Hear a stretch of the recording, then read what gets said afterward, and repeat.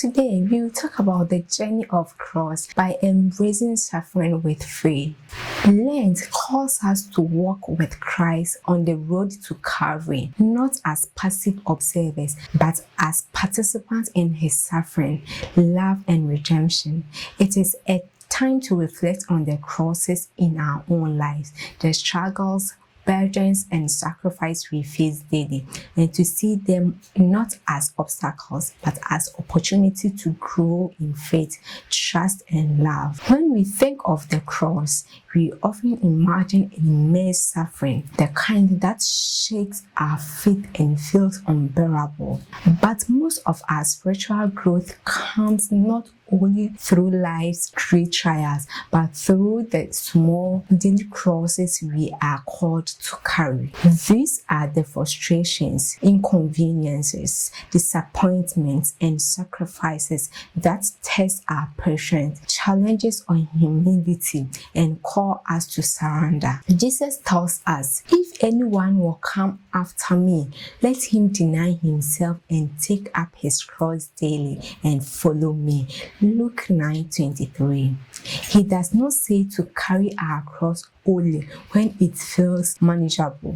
He says daily. Every single day, we are invited to embrace our struggles, not with resentment, but with love, trusting that God is using them to draw us closer to him. What are the small crosses in our daily lives? Moments of frustration, waiting in a long line, dealing with a difficult co-worker, or experiencing unexpected delays can feel insignificant, but are real opportunities for holiness. Instead of reacting with impatience, we can offer these moments to God and practice interior peace. 2. Loneliness and isolation. A person living alone may feel the weight of isolation, especially during times of struggle. But rather than seeing loneliness as a burden, we can embrace it as an invitation to draw closer to Christ, who always felt abandoned in Gethsemane. 3. Act of self-denial.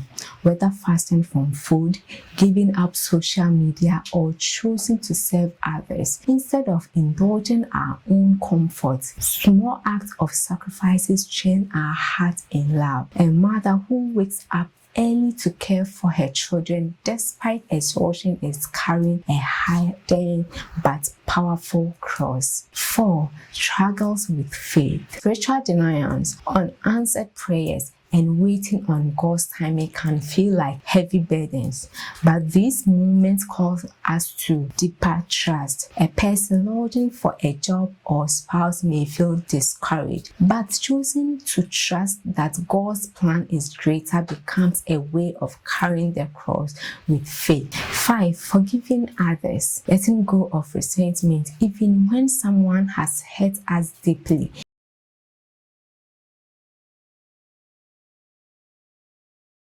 Betrayed him is imitating Christ, who forgave even from the cross. How can we carry these crosses with love? 1.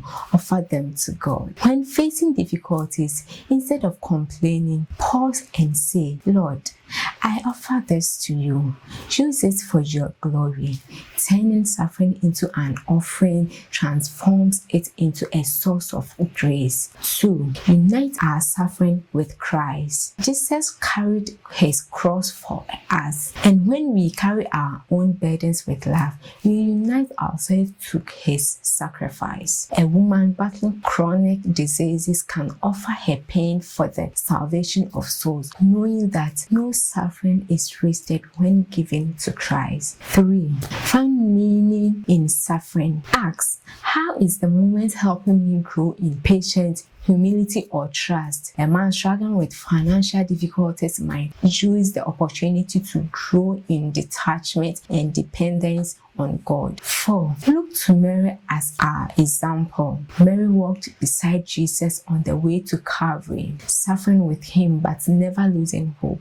She teaches us to endure difficulties with grace. When overwhelmed, we can pray, Mary, teach me how to suffer with love. Carrying the cross is not about seeking out suffering, but about transforming it, turning pain into a prayer, frustration into an offering, and challenges into opportunities to love more deeply.